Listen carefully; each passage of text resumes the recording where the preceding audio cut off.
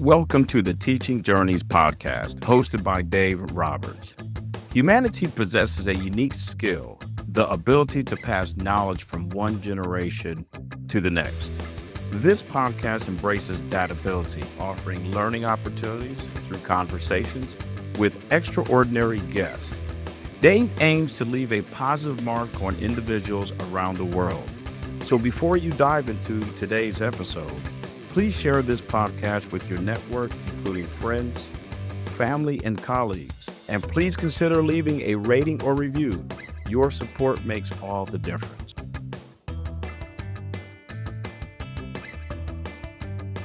Hi, everyone, and welcome to another episode of the Teaching Journeys podcast. I'm your host, Dave Roberts, and today it is my pleasure to have as my guest, TJ. TJ has been the Executive Program Director of the Safer Schools Foundation for approximately 18 years. He has been blessed to train law enforcement, pro, collegiate, and high school athletes, and first responders of all levels on this program. TJ has been married 30 years in May of this year. He and his wife have 3 sons and 4 grandchildren. TJ, it sounds like you got a pretty full life. Full, and I like the word blessed, very blessed. Every day, and I know you agree that when I wake up and I'm above ground, I see my wife and kids and grandkids. All I can do is raise my hand and say thank you. Yep, and I feel the same way. I think the older we get, we appreciate the time we have remaining. I know when I was younger, it was always, I got all this time in front of me, but as you get older, you appreciate the years that you have left, and you try to capture every moment and make sure it's indelibly etched in your memory self. And we met through Steve Ramona. Steve is one of the podcast connectors that I know in the podcast industry. He really gets pure joy out of introducing guests who he thinks messages will align with certain podcast hosts. He introduced us. We had a great phone conversation, and I'm just grateful for the opportunity to be able to talk with you today about the work that you do with the Safer Schools Foundation. So I'm looking forward to getting into our conversation. Yeah, likewise. Thank you, Dave. You're welcome. So tell our audience what inspired the creation of the Safer School Foundation, and why are you so passionate about what you do? Yeah, so it's a great question, Dave. As you mentioned at the beginning of the podcast, I've spent 18 years, been very blessed, training all over the nation with military, first responders, law enforcement. This journey actually started as an exercise platform. 18 years ago, our team went to work to create a small group training exercise platform, Dave, that would prepare our USA military and law enforcement mentally and physically in a way that's never been done before. A lot of great programs out there. There was something that was missing, something that the body and the mind and the nervous system gets under extreme duress, something that regular weight training and physical training couldn't do. So we went to work, and it took a few years, trial and error, traveling across the country. And we finally created a system, always prepared, always ready, for our USA military and SWAT teams and law enforcement. With this training platform, Dave, came a small cage that would train multiple USA military personnel at one time. And it's a self-spotting system, meaning any military personnel, man, woman, regardless of their physical ability, injury, non-injury, they could use this. So the results were unbelievable. As we started traveling, law enforcement, military personnel would get on it, and the results were what we were hoping they would be. Once we achieved success on that platform, we were contacted, and we went back to Ohio State University. We went back to train the top USA Olympic wrestler for the 2012 games. They basically had a question for us that if this training program works this great for military law enforcement, why wouldn't it work for our Olympic wrestlers? And the response was simple: it will. We set up, and they were blown away. And everywhere we went from there, we just went out to different avenues. The NFL players, trained some folks in the NBA, the UFC, and the list was quite extensive. Here's where the Safer Schools Foundation came in. As we were traveling and we would train on this platform, kids would always be at the locations we would go at, okay? And after it was over, kids would come up and say they wanted to get on this exercise platform. They wanted to try it. It was a self-spotting system. Any youth of any age can do it. So we always said, sure, absolutely. Get over here. Let's do it. So you'd have a group of 4, 10, 15 kids, however many they were, they get on this thing, they'd start working out. And to say they become addicted to it quickly was an understatement. Well, we'd have coaches emailing us or calling us saying, I don't know really what that thing is, but our kids want it. So it became very clear, Dave, that this was a perfect platform that kids, you didn't have to beg them to come to do this. They wanted to do it.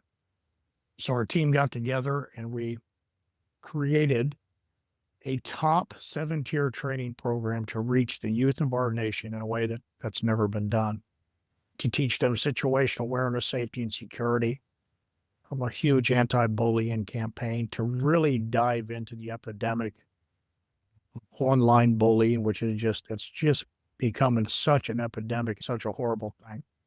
We have a powerful suicide awareness and platform on this that we teach to kids. So we took a few years and we developed the program, the 7-tier training program. And as we would start to travel and the kids would show up, and you'd have kids from every level coming. It doesn't matter if they were black, white, brown, in between, in shape, out of shape, did not matter. All of a sudden, you've got kids from every level, every culture coming and joining together. And the next thing you know, these kids that we're not even talking in the hallways, maybe 3 weeks before, are now joining together on this platform together. They're motivating each other. Next thing you know, not only are they now communicating, they're actually becoming friends. They're starting to see each other as fellow human beings that are not only are they not bad, but they're pretty good people. And the result was just remarkable. I mean, the culture of the school's hallways where you've got kids that are now no longer looking at each other in a bad way, but hey, man, I'll see you today at the program at 5. It was a game changer, and it just ignited my passion like there's no tomorrow. I have 3 sons and 4 grandkids, and every day our kids are facing challenges, and this is just a program that's making a profound difference. And I wish it wasn't needed. I wish this program was absolutely not needed, but I think you and most of your listeners know that sadly enough, it's needed now more than ever. Well, yeah, I mean, particularly you mentioned TJ the anti-bullying campaign. Bullying is positively correlated with young adults who attempt suicide, who are experiencing other mental health challenges, who are feeling isolated, who are feeling ostracized. Yes. And again, with the proliferation of incidents in schools, whether it's school shootings, bullying, any other types of violence, programs like yours are much needed. And what I like about it is that your program emphasizing what it emphasizes as far as activity and strength and, both of mind and body, it brings cultures together. I mean, you could talk about exercise and physical activity. That transcends cultural difference. And if you can bring everybody together and bond them around, hey, let's have some fun doing this, but also let's get some benefit to our well-being. It helps us, puts us in a position, I think, where we can respect difference while acknowledging similarities. Very well said. And that's exactly right. That's one thing I love about this program as well. No matter how many times I get to do it, how many years I get to train on it, it's always so refreshing and inspiring for me. This is a 1-hour program, Dave. The first 30 minutes of the program, it's done 1 day a week. The first 30 minutes is done around this physical exercise platform. And what we really have done, the reason we're twofold on this. One, we have really come head to head with 2 of the things that our youth are facing. It's so critical today. One is isolation. It is a statistical fact that our kids today, we have more avenues for our kids to push a button and be connected to millions of people all over the world. Some good, some bad. You know exactly what I mean there. Mm-hmm. And with that technology to be connected to millions of people, there's never been a time in history that our youth have felt more isolated. This is not things I'm making up. You can go down any hallway of any school, interview any youth, and they're going to tell you the same thing. This isolation, it's no accident. And when you think about our prison systems, Dave, one of the reprimands that jails and prison use is to put a prisoner in isolation. That is to reprimand them for something they've done wrong. because isolation is terrible. It has so many emotional and mental ramifications on the human body and just your entire well-being. Isolation is horrible. We're not meant to be isolated as people. Our youth are more isolated now than they have ever been. So that was one goal of this exercise program, to bring kids in, set their phones down, you set your iPad down, you spend 30 minutes. And that's what I love about this exercise platform. I'm telling you, it doesn't matter if it's 4 of the greatest SWAT team members in the United States of America. They step off, and all of a sudden you have 4 14-year-old kids. One might be a phenomenal athlete. One may have never done a push-up in their life, and the other 2 are somewhere in between. And these 4 are now stepping together as a group, and they're training on this four-sided exercise thing. And the next thing you know, this D1 athlete that's not interacting with this other human being over here in Always, because they're in 2 different levels. That's how it goes. I get that. But all of a sudden they're coming together, and here's this D1 athlete motivating this young man or this young woman over here who's never done a push-up in their life. And all of a sudden they're motivating each other to a point that they're feeling good. And they're building a camaraderie it's immediately noticeable. So we've really come head to head with 2 of the biggest things: isolation, then obesity. Our kids right now, it is a statistical fact, with all the inactivity that's going on, the number of the youth of inactivity and obesity right now is at an all-time high in the United States of America. I'm not making this up. You can research it. It's there. Because I recall, it's got to be well over 40%, I would think. It's staggering. And then when you look at the list, the ramifications, Dave, of the medical problems that youth have in their young adult lives, from starting off at a young age being inactive, it's terrible. We're watching young people at 23 years old with heart disease. Yeah. It's just not good. So that's what the 30 minutes of exercise, that's why this 1-hour program, the first 30 minutes had to attack those 2, isolation and obesity. That's why we done that. So that's the first 30 minutes of the program. The second 30 minutes, Dave, the kids break down into 7 circles, 7 mentor circles. And we have all this laid out in training manuals and books from the school. But then 7 adults from the school, either coaches, teachers, you'll have parents get involved in this. Parents want to be involved in this. They lead the mentor circle. We have it all laid out, and every circle teaches one of these 7 tiers: situational awareness, safety, and security. Mentor circle number 2 will teach the social media part of it. Number 3 will do the bullying all the way down. So you have that mentor circle. But here's what I love about that, and I know you'll understand this as a professor. What that does, Dave, is it opens the doors to communication. People are starting to talk. Questions are being asked. Walls are coming down, and kids are being helped. That's the entire thing of this program, is to get in front of these kids, open the doors of communication, talk to them, let them know they're not alone. A phone is not a companion. No. A phone does not give you an eye-to-eye conversation and let them know you're not alone. What you're going through, no matter what it is, I can guarantee you, whatever they're going through, somebody in our team has either been through it or we know somebody that has, and we're going to help you. And if we cannot help you personally, I promise you, we will find you the help that you need. That's what we're here for. Yeah, because an organization can't be all things to all people unless they have unlimited resources and all the potential resources in the world that can help the individuals that they serve. So I think the sign of a good organization, and it sounds like you and the rest of the team at the Safer Schools Foundation does this, is that if you don't have the resources to provide the services that your individuals need, then you refer out to somebody that does.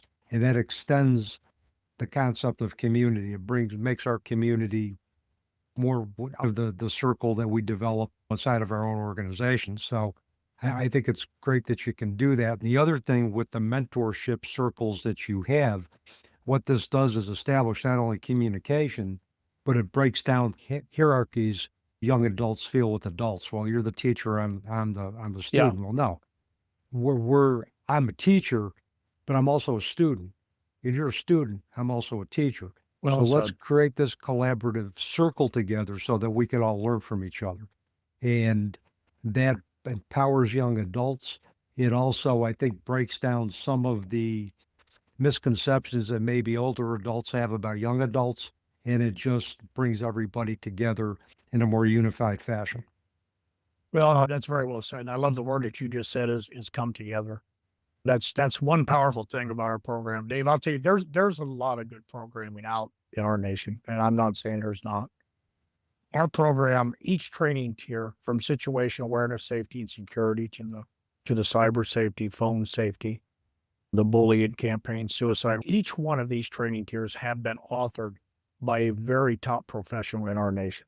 And this was not an overnight project. I mean, this was over a decade, to get all that done.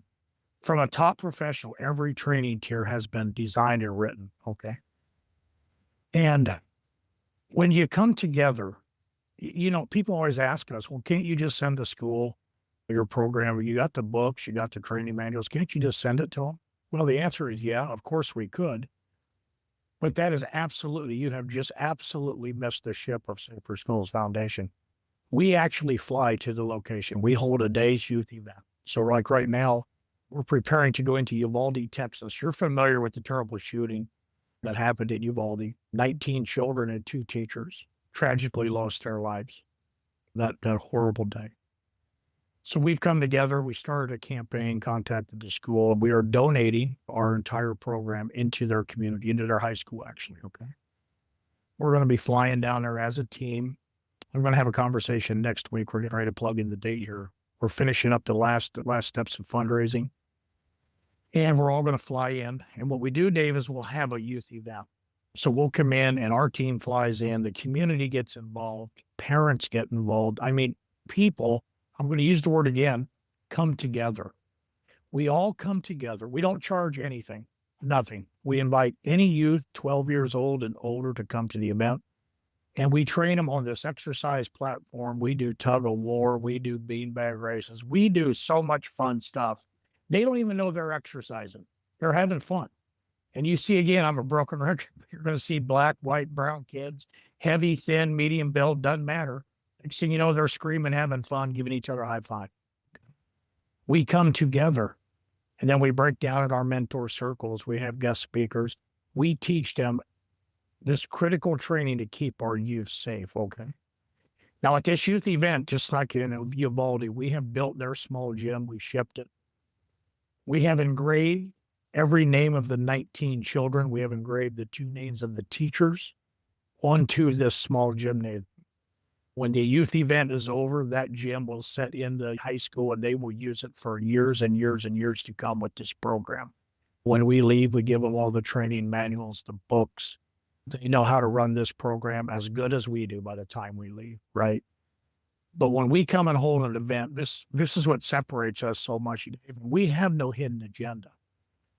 We are coming into the community and we're going to have one heck of a youth event. These kids are going to learn stuff. They're going to get a program donated to them that's going to benefit the rest of their lives. But Dave Roberts, I tell you, and I tell our team this, whenever we go somewhere, when we go, let's look at this as if this is the last one that we are ever blessed to go to. This is it. And let's pour into these kids, because these kids in a heartbeat are the leaders of this country tomorrow. They're the leaders of our colleges. They're the leaders of our communities, their husbands, their wives. Let's pour into them and let them know that they matter, that their lives are valuable. There's going to be hard times that are going to come. Rich, poor, in between. I don't care who you are. You're going to face difficulties, but you can get through them. And you need others to help you get through them. You need people. You need to come together. But at the end of that event, I'm so excited to go to Uvalde just to show up into that community and let those families that are left behind, these moms and these dads and these community members, let them know that you're not alone. Your loved ones did not die for nothing. They are in our hearts. They're in our nation's hearts. And we are here just to let you know that you're loved. And if you need something, email us, call us. And like I told you here a few minutes ago, if we can't help you, We're going to find somebody that does. And that's what separates us. We teach them all this critical stuff. Yes, important. Goes way beyond that, though. Way beyond. Oh, yeah. I mean, the fact that you have been in the Safer Schools Foundation has been invited to come into Uvalde, Texas. And, TJ, with how communities react to sometimes outside influences after school shootings, a lot of individuals, well-meaning individuals, want to help, but they want to go in without really talking to anybody in the community first. And that community may not want that intrusion at that particular moment. But the fact that you have been invited now is a testament to, one, the success that you've had with the Safer School Foundations in other parts of the country, and the fact that they trust you enough that you are going to handle their stories as a community and the individuals in that community with respect, with honor, and that you're truly there to provide a service that is based on love and is heart-centered and nothing else. No, that's right. And that's very humbling to hear. I already know as a dad, as a husband, as a grandfather, this Uvalde event, it's going to be hard. It's going to be really hard. I have in my bedroom, Dave, I did my morning and my evening prayers in the same place every day. Okay. I don't leave my home. I don't rest my head on my pillow before I pull out under my bed what I call a prayer pillow. It's just a regular bed pillow, but I pull it out and my knees hit it. And I spend time with my God every day, throughout all day. In the morning and the night, I'm on my knees. And across my bed on the wall, I have a flyer that is for the Uvalde event. It's called Impact Uvalde, and on that flyer it has the pictures of all 19 children and 2 teachers. So whenever I lift up my head and I look at that flyer, I see these children and I see these teachers.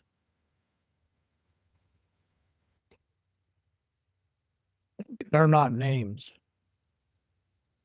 They're children and they're 2 adults that got up to go to their school and were murdered. And then you have these families that, to say their lives are impacted for the rest of their lives, don't really come close. Mm-hmm. The pain and the grief that's in their heart, it takes others around them, and not just people in their community. They need to know they're not alone, and that's what we're doing. We're coming down. I can't wait just to get there.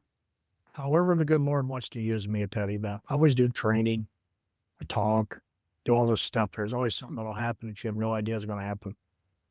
I'm excited about that. God move. Use me as an instrument for you. Mm-hmm. That's what's fun. Yeah, and it's when we can put ourselves in a position where we feel we're truly making a difference or are allowed to make a difference, it's empowering and inspires us to continue to move forward even in troubled times. And I think, and we talked, prior to doing the podcast, my history as far as I was involved, there was an active shooter threat at my university on March 5th, 2018. I still remember the date. I still have the folder in my email with all the correspondence from that day. And I was in lockdown with 22 of my students due to an active shooter threat. And this was 3 weeks after the Stoneman Douglas mass shooting in Florida. And I remember, and somebody who's having lost or had the death of a child themselves, I found myself as being not a teacher, but a parent to 22 students. And it was my job to make sure they got out of there safe. And for me, it was a surreal experience because, you could think, what would you do in that situation? I know what I would have done. If one of my students was going to come in harm's way, I would have jumped right in front of him, taken the bullet. And because having lost a child myself, I could not have lived with myself had I let another child die under my watch. And that left an indelible impression. I think changed the way we did things at Utica University as far as safety, as far as a variety of different procedures. But the thing is that every mass shooting, every community tragedy that takes millions of lives impacts those communities and changes the flavor and the rules and the values of the priorities of community collectively and the individuals in that community, because everybody is impacted by that event. No, that's correct. That's another thing I really like about our program, just coming together. It's not hard to bring people together when they know that the objective is to pour good into their children, to teach them how to be safe, to teach them how to respond. God forbid a tragedy ever happens. We've left no stone unturned on that. I mean, Dave, when they're done learning this program, and I pray it never happens. I pray they never have to use it, but they're going to know how to respond. They're going to know the safest response, the quickest response, and they're going to know what to do. Right? Along with this program, something I really like to let you know and let your audience know, if a school community ever wants to bring in Safer Schools Foundation in this program, they can contact us on our website, saferschoolsfoundation.org. Okay. But what I love about it is we have created an at-home training platform. So if a school goes ahead and actually installs the program into their community, we send the school an at-home training program on home invasion, fire, and critical response to how to respond to an at-home occurrence. Safety training cannot just happen once a week. It has to be a repetitive thing. You have to learn it to where it becomes second nature. And what I love about the at-home program is it covers all this safety training, but it's a great way for moms and dads and kids and neighbor kids to sit down. I'm going to use the word again, together, spending time together, learning this critical safety information. And the next thing you know, they've spent the last 30 minutes together learning some valuable stuff. All of a sudden they shared some laughs, and the next thing you know, a conversation started, a door communication was open, and there it is. It's a powerful, powerful thing. So it transcends into the home, not just the school. Yeah. And it sounds like you have a variety of different ways to get the message and the mission of the Safer Schools Foundation out there. And I like the fact that you can give them a package where they can self-install the program, because it empowers communities to take charge of their own challenges, but also they know you're there, in a heartbeat to provide additional assistance or resources if they need it. So I think it's a great balance. One of the things, and I know we've talked about how much faith is a big part of your life, how faith and prayer is a big part of your life. How does faith align with the mission of the Safer Schools Foundation, and how does that manifest in the programs that you help communities develop? That's a great question. In today's time and age, 2026, the mere mention of God and prayer in our schools and this and that, it's frowned upon. It always does blow. I kind of chuckle at times. Before I'll go somewhere, there's a list of rules, so to speak, right? Treat everybody fair. Telling us, treat everybody fair. Respect everybody's opinions. Yeah. Do not judge someone, because I'm throwing this out, just stuff that I heard. Don't judge somebody if they're homosexual, a transgender. And the list is long. And here's the thing with my faith. It's not hard for me to go right along with that. Here's the thing with us, Dave. I don't look at this student that comes up to me that might be a homosexual or transgender or different than me. I see this person. I try to look at all people as Jesus looks at me, because guess who I am? I'm a sinner saved by God's grace. Mm-hmm. For me to think for a moment that here comes somebody that's a little different than me, so I am a little bit better, that I'm a fool. If that's my thought process, I'm a fool. But then, so you got to listen to their opinions, understand their opinions. Okay. But now you guys do not share do not. And I sit there and I shake my head and I go, the insanity of that is sad. Mm-hmm. It shows you where we're at in our nation, and actually as in biblical times. Here's the thing, Dave. I don't tell people things that I think are neat or I want to make me. I'm not a professional speaker. All your listeners probably figured that out by now. Never claimed to be. I don't make things up. I'm not going in and oppressive with my speech, my language. I am showing up, and our team is showing up to tell youth that they matter. Their lives are valuable. Those around you matter. And I'm going to tell you the truth. I'm not going to lie to you. That's the thing that, and a lot of times, and I think that you and your listeners will agree with this, many, many times, the truth offends and upsets a lot of people because they want you to say what they want to hear. So when they ask me a question, I'm never going to be rude about it. I'm not going to be disrespectful about it. But if you ask me, what color is an apple? Sir, the apple is red. I've also seen him in green, seen him in yellow. Okay. And they'll ask me a question, I'll answer it just like that. But boy, if it's something they don't hear, next thing you know, I'm getting an email going, how dare you? Yeah. And I'm going, huh. So with that faith question, we show up. Dave, we are a secular based foundation. Okay. Because we are for all people. You tell somebody that you are a Christian based organization, all of a sudden they feel like they are not wanted or worthy. That's not the case. We are a secular group, and you better believe. If I say for a moment that I don't proclaim Jesus Christ as my risen Lord, shame on me. That is me. But we go into these schools and they're any person. We're just going to show up no matter who you are. We're there to teach you, to train you on these life-saving skills. Absolutely. But I'm going to tell you the truth. Yeah, and that's all that matters. The thing is, people who wear their beliefs on their sleeves, it's intimidating for a lot of individuals. They become targets. Yeah. And they become really just taken aback by, geez, he's telling the truth. How do I deal with that? And the immediate thing is to push back. And I think sometimes the thing is, what I think administrators confuse with don't profess your faith, they take it to mean don't impose your faith on somebody else. And those are two different things. 100%. Those are Correct. two different things. You can tell me, you could tell me that you're faith-based, that you believe in all things Jesus Christ and in the Lord, that it all comes from Jesus Christ and the Lord. Now, I may not be faith-based. I might be interfaith. I might have the same belief. I just might look at it differently. Yes. It doesn't mean that we cancel each other out. It means that, okay, let's find some similarity.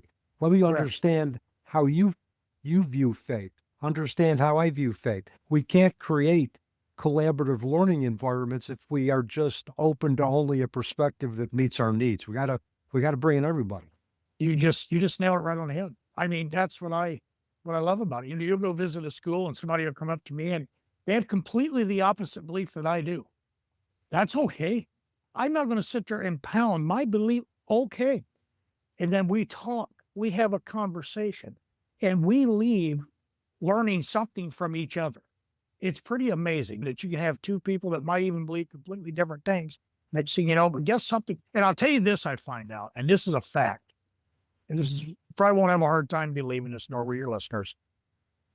If you're a believer or not, okay? If you are or you are not, one thing that the majority of us share in common, I don't care. I'm not here to have a political conversation. I am not here to talk about left or right.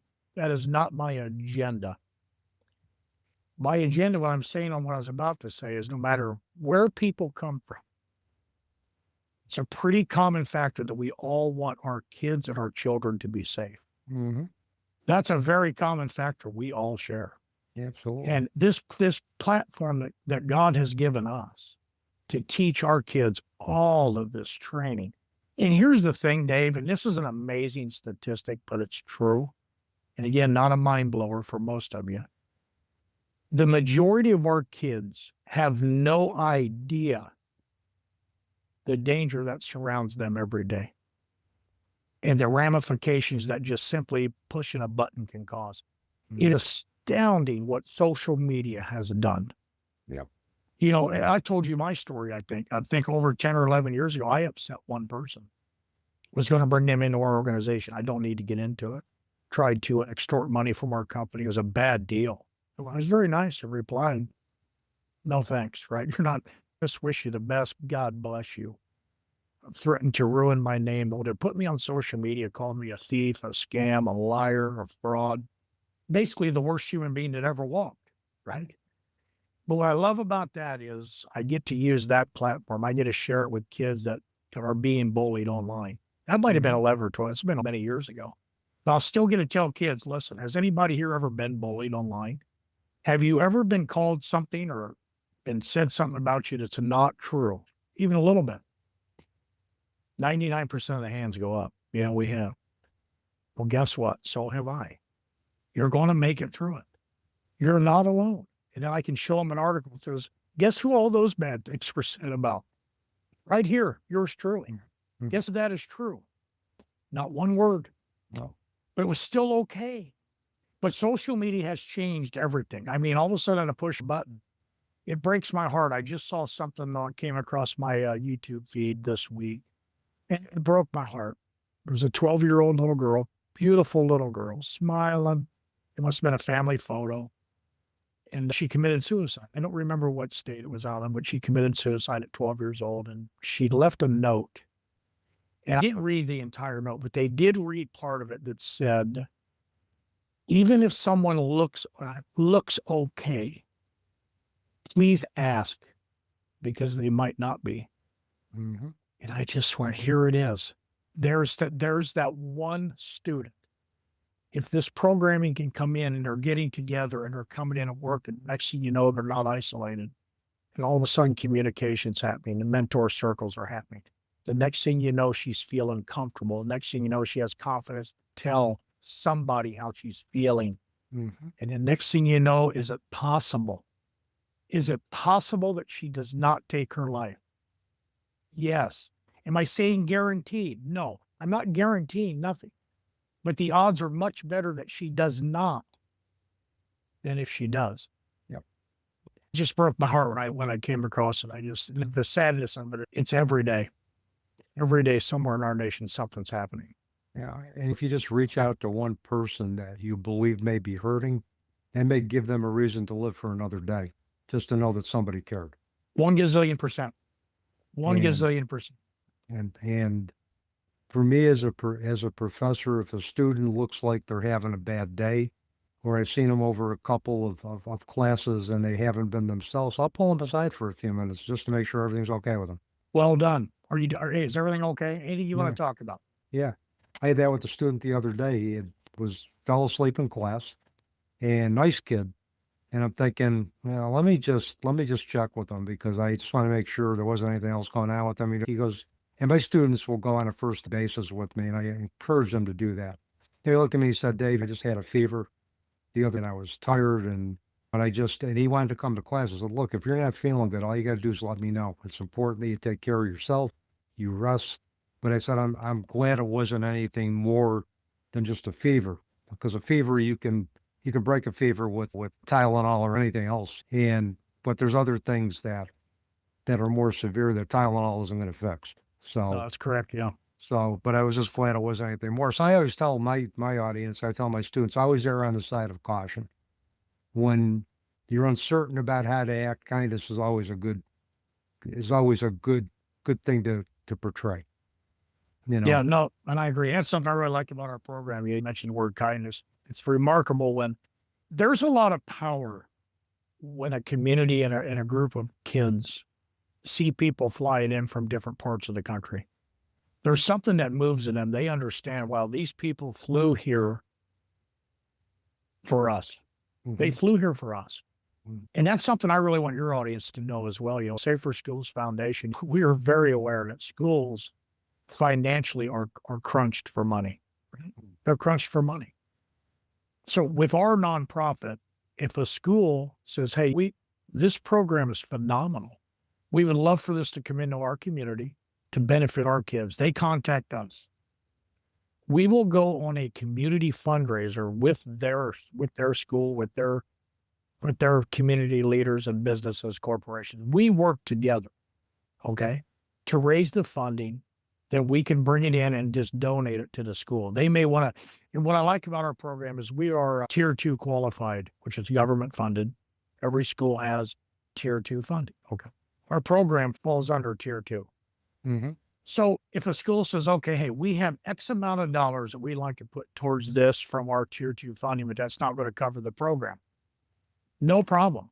We have people specifically in a role that you're going to contact, and they're going to set up a program with you. They're going to work with you, and you're somebody, a point person at your school or in your community. And we go to work and have fun, and we raise the remainder of the funding to where I never wanted finances ever to keep a child from having the opportunity to participate on this program. Cannot happen. That's what I love about our program. We are a 501c3. So any organization that says, wow, I have kids, or I know somebody that has kids, this would be awesome. Mm-hmm. They can donate here, and they can actually allot it towards their community. It's a tax write-off. It's a win-win for them. Mm-hmm. Man, what their school's going to get and their kids are going to get. We have 2 organizations I'm excited about that stepped up. And we can talk about them, here in a little bit as well, that I take caution in working with organizations because there's always a lot of good ones out there. And there's not. There's always kind of a back MO or a back agenda. And these 2 that have come alongside us are phenomenal. TJ, you might as well mention the 2 organizations now. Okay, one of them, Dave, I sent you some information. It's Identity Max. In my opinion, in my absolute professional opinion, they're at the top of the echelon in identity fraud recovery. These guys, what they have done is, I'm going to look at a few notes I've taken. I highlighted a few of them. But Identity Max has a full identity theft recovery restoration platform, okay? And what I love about them is these folks use a limited power of attorney. Here's what that means. Our children, our youth are at an all-time high of getting their identity stolen. And the aftermath is just absolutely unbelievable. To try and fix that through, if you had to go hire an attorney and to fix these problems, the cost is astronomical. You can't even afford it if you want to. These folks at Identity Max have a limited power of attorney, so they go to work on your behalf. Cost you nothing. They go to work. They restore your credit. They get all of this stuff cleaned up for you. And they have an absolute powerful tier. What I love about this is powerful. What they charge for an entire family to cover their family per year is $98. And this is to absolutely go over all identity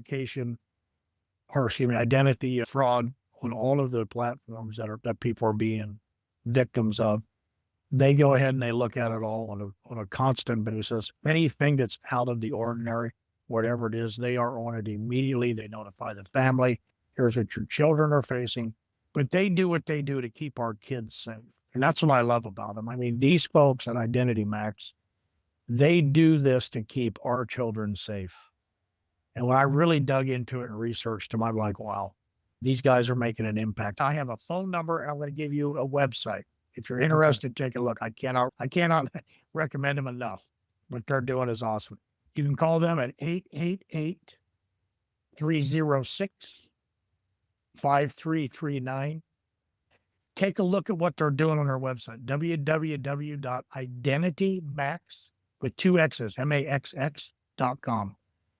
When you see what they're doing for the kids of our country, you're going to want to get involved with these people. They're involved with us. I partnered up with them. They actually help. They love what Safer Schools Foundation is doing as well, because we're all doing what we do to keep our kids safe. Mm-hmm. So they help us and we help them. The second group is the United States Women's Grocers Association. They're known as USWGA. They're being led by a really remarkable woman. Her name is Maria Concepcion Powell. She is their president, CEO, and founder. What I love about Maria, I connected with Maria. Maria was a victim. You remember back in San Bernardino in 2015, the horrific shooting that occurred? Okay. Back then, there were 14 killed, 22 wounded. Maria was at this luncheon when the shooters came in. She lost colleagues that day. And she's still tied heavily into the community in Uvalde, Texas. So she saw what we're doing down there with her ties with San Bernardino. I believe I got a text today, but I believe they're coming on to help us, to help fund the event for Uvalde. And it's remarkable what they're doing. I'm going to give you her website. It's us-wga.com. I'm not even going to try and list all the good that this woman is doing. You go to her website and it comes up. I look at it, I still read it, go through it. I'll go, that's remarkable. And what I love about both of these organizations is they're doing so much good. And this is the people I want to be around. I'm like, okay, you're doing what we do, not the exact same thing, but the same thing. You're doing good for other people and helping our kids, helping our communities. So check them guys out because your audience will be very impressed. Well, I'll make sure that gets into the audience or the episode notes when our podcast goes live, of course, and along with the Safer Schools Foundation website too that you mentioned earlier. That'll all be in there. So Thank you. you're welcome. I've got another question. Without getting into names or identities, could you disclose one or two stories that exemplify the impact that the Safer Schools Foundation has had? I'll give you two stories that stick with me. These two, I smile and it brings joy to my heart, okay? One of them, I was actually present for this one. The second one, I was not there. I just got an email. So the first one, we're training in a school. And there were some, you might have seen on the 7 training tiers, tier number 2 is called Cops and Kids Bridging the Gap. Mm-hmm. The entire purpose of that is just exactly what it says. There's been so much negative publicity on law enforcement portrayed to our kids and vice versa. Not all law enforcement is great. The goal of that platform was to show that the majority of law enforcement they're good people. They're not our enemies, but they're on our side. So at this day, we were training at a school and installing the program. And we had a couple local law enforcement officers in. And they're helping me train. The room is full of kids and we're having fun. Kids from all different backgrounds, and it's awesome. At this particular one, my dad happened to be at this event, which was great. He was to my left, sitting in the back, and there was a young man, probably, if I had to guess, he's 15 years old, and he was the one kid of all of it. He was not participating. Okay. I'll never forget him. He had these big hoop earrings in. It hung really, really low, If he weighed 115 pounds soaking wet, that's probably about him. Had on some pretty flashy clothes. And my dad was talking to him. And he said, do you see that guy over there trading on the machine? He goes, that's my son. He goes, if you go over there, he goes, I'm telling you, they'll teach you. You can do that. So I don't think. He goes, I wouldn't tell you anything that's not true. He goes, go give it a shot. Here comes this young man up to me. And we're just all training. Kids are going nuts. I put him on this machine. As I told you before, anybody of any caliber can do this. It's a self-spotting system. Your feet's on the ground. Your whole body's working. It's a great physical therapy tool as well. Train military personnel. Some people have had one leg, no legs. There's bands all over it. I mean, it's unbelievable. So he gets on it and he starts working out. And I can tell he's not a workout guy, but it doesn't matter. Does not matter. I can't stress it enough. He's starting to train. And again, he was a loner. He's back there by himself. Now here he is, and there's kids all around him. Everybody's still working out, not really watching him, so he's doing phenomenal. Anybody can do it. I'm motivating him. So I looked at him. I can see a change going on. He's starting to come out of the shell. And I looked at him. I said, man, I'm so proud of you. He said, can you give me 10 more of these? All of a sudden, his eyes got real big. He says, I can give you 50. He starts working out, right? And here's the story. All of a sudden, all the kids that were around him that were not paying attention to him stopped their exercising. People were clapping, motivating him, encouraging. Here's this kid that was an outcast. So here's that one kid that was back there by himself. Next thing you know, at the end of that program, that day, at the end of that 10 minutes, he was standing in the midst of them all high-fiving them. And they were telling him, man, well done. Good job. Never forget it. It was just, that's this program. That's the program. Okay. And a second story that I just loved. And this one hit me hard. I loved it. I still love it. I received I don't remember if it was a text or an email, but it was the message about a sergeant that was running this program in their school. The safety resource officer, another one. So there was a young female. I don't remember the age. I believe 15 or 16, but I guess he told me that she was always late for school, wasn't doing, just not involved.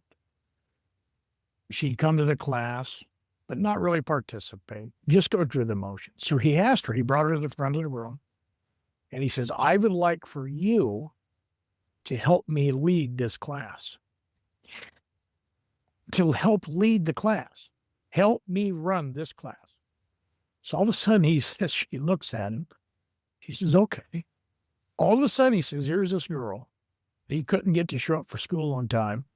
Couldn't really get involved in the class. Showing up early for the class. Getting stations set up, cones set up. Everything set up so when the kids got there, they were ready to rock and roll. And here's the line that stuck with me. He says, I saw a turtle come out of her shell. He said, here was this girl who was isolated, not taking interest in a shell. And this brought her out.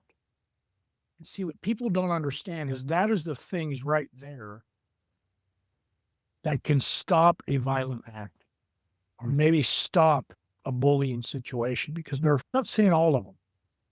But after a while, if a student feels isolated or they feel low or unmotivated, they become angry. They become depressed.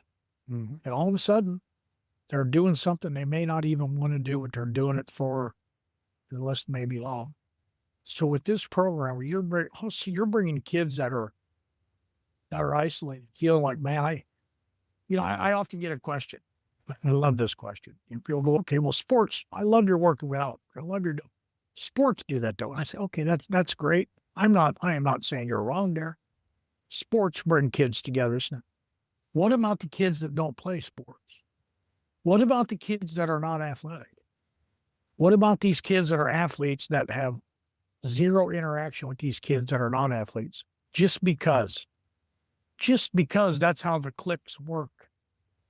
All of a sudden, you're bringing them together, athlete, non-athlete, somewhere in between, does not matter. Well, next thing you know, you've got barriers broken, walls coming down, schools changing. This is not rocket science. But for some reason, I'm not cracking on leadership. Leaders, I'm not. It's not my agenda here. But for some reason, we have lost sight of the simplicity of coming together and pouring goodness into our kids. Why? Yeah. Well, the other thing that is rocket science, if you bring individuals together and treat them regardless of whether they're an athlete, a non-athlete, black, white, Asian, it doesn't matter. No. As if they are all capable of doing great things and that they have a purpose in this world, and you communicate that through the welcomeness of community, the tolerance of different perspectives, people are going to align with that and they're going to get motivated. They're going to want to help. They're going to want to be a part of it because they know their efforts are going to be recognized. They're not going to be judged, and they know they have that support. And if we treat individuals not through their perceived limitations, but through the potential that they all have, we will have a world that's going to be based on shared values of tolerance, respect, collaboration, which is what we need to get through the hard times that we're going through right now. 100%. Well, something, Dave, I don't think we even touched upon. Part of our program, it's a 15-week program, okay?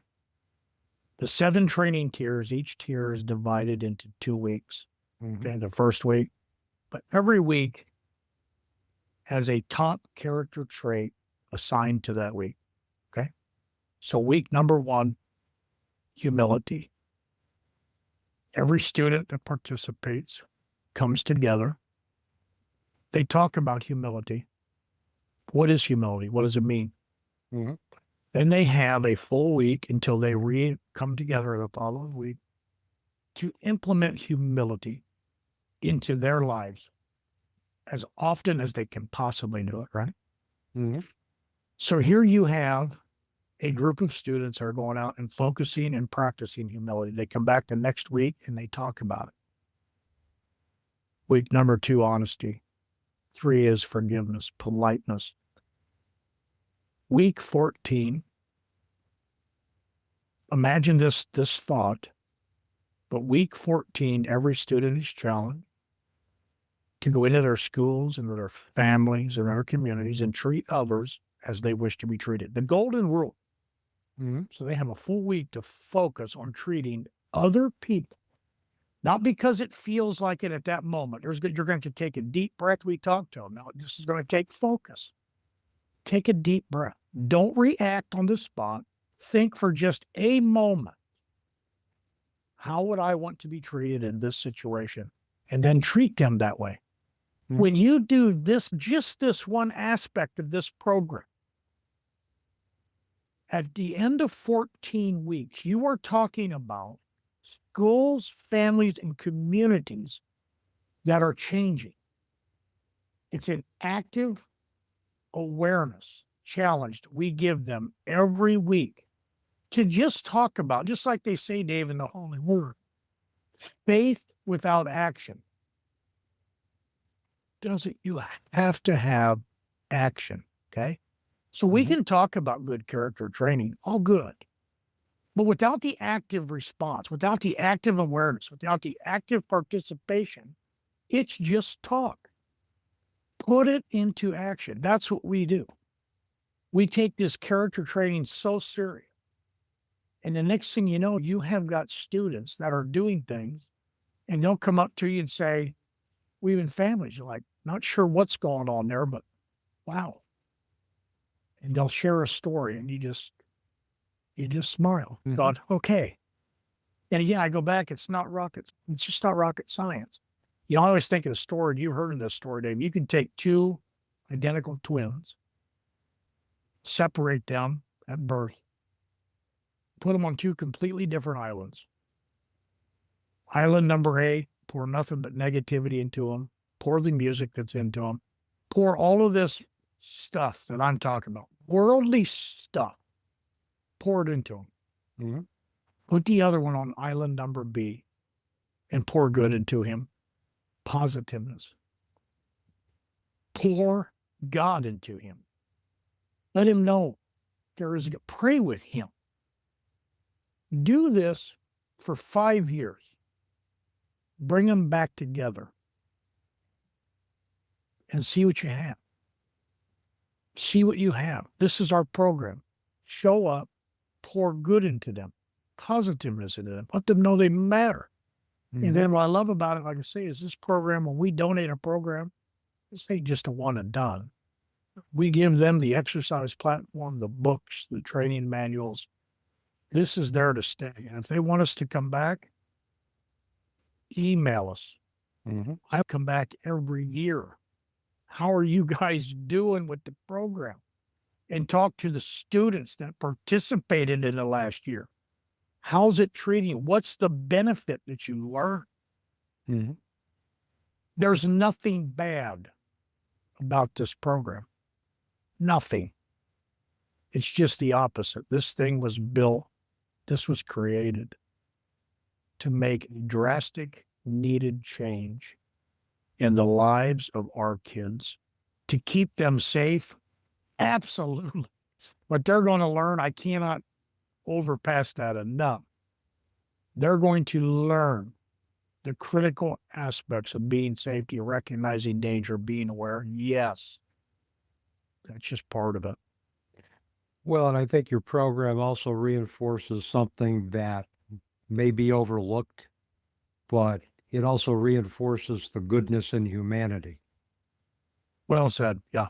And boy, we could go on with you for about another hour or so, but I do have, you've left us with so much good stuff about your program and about your resources, but I would ask you one final question today. And if you could leave our audience with one ultimate teaching, one ultimate takeaway, what would that be? I think if I have one thing, it's just never be too busy to stop and get involved. And what I mean by that, it doesn't require an hour out of your time. It doesn't require 30 minutes. I am talking, just like what you just said in this podcast, Dave. Ask a question. How are you doing? Are you okay? Mhm. And if they are, great, but let them know. Very important. If you ever run into a problem that you're not, or you know somebody that's not doing great, speak up to somebody you trust, let them know, and we start the door of communication. Don't be too busy to not get involved. Today's world is busy. Yep. We're all busy. I think the enemy uses busyness to his advantage. We need to stop, get involved, take a minute and ask a fellow person, ask a youth, how are you doing? Are you okay? And if they are, great. If they're not, then invest and help them figure this out. It's not complicated, but don't be so busy that you can't stop, because it might just very well be, you might very well be the one that changed everything. Yeah, and even if you just randomly talk to a youth and say, you are enough. And that's good enough for me. Power. The power of that is ridiculous. Yeah. Yeah. TJ, I know you mentioned your website. Is there any other way for individuals to contact you about your services other than through the Safer Schools Foundation website? You can email, I'm going to give you my email, which is, it's very simple. TJ@saferschoolsfoundation.org. Email me, start a conversation with me, and I will always respond within 48 hours. Yeah. No question. And I can attest to that, because when I've emailed you, it's been within 48 hours. I do. Yeah, I take it very serious. I'm not, again, no matter how busy I am, I take this program so serious. Like you said, I'm getting old. I'm going to be 57 in August. And as I see my grandkids growing up quickly and kids all around me, this nation is full of great kids. Yes, they are. They just need some guidance. They need people to step up and go, hey, you matter. And we can make a tremendous difference. It's what I love about the program, Dave. You don't have to be a rocket scientist. You don't have to be great looking. Look at me. I'm 57 and bald as an apple, and I still have fun doing it. Oh, anybody can do it. You just have to stop, take a minute, get involved. Safer Schools Foundation has made it so simple. I mean, we're going to join you. We'll come alongside you. We'll get it to you. There's no reason not to. It's just one of them deals that why would you? That's the question always is why wouldn't you do it? Yeah, I mean, the tools for success are right there. All you have to do is, all that community has to do is contact you and say, That's it. Hook me up with the program, and We're going to work with you. guidance that we need, and we're going to go work with you. Yep. So with that, thank you so much for a wonderful conversation today. I truly enjoyed it, and I hope we can do this again in the future sometime. I appreciate it. Would you do me the honor? Would you allow me to close this in a quick prayer? You sure can. So, Heavenly Father, I first and foremost want to say thank you for this platform. I thank you for every day. I thank you for every heartbeat. I thank you for every breath. I know that I have nothing good that I did not receive from you, and I know all the good is sustained by you. Lord, I thank you for every moment. Give us the strength, the courage, and the wisdom to never be too busy, but just to stop and ask a question. How are you doing? And may we never, ever back down from telling anybody the truth of who you are. Never. For you are God. We love you. It's in your mighty, precious name, Lord Jesus, I pray. Amen. Amen. Thank you, sir. It's always a pleasure. I haven't talked to you often, but every time I do, you're a pleasure to speak with. So God bless you. And I don't think this will be our last time talking. I don't think so either. And again, thanks so much for sharing a platform with me today. Thank you. You're welcome. And with that, that's a wrap on another episode of the Teaching Journeys podcast. I'm your host, Dave Roberts, wishing you peace.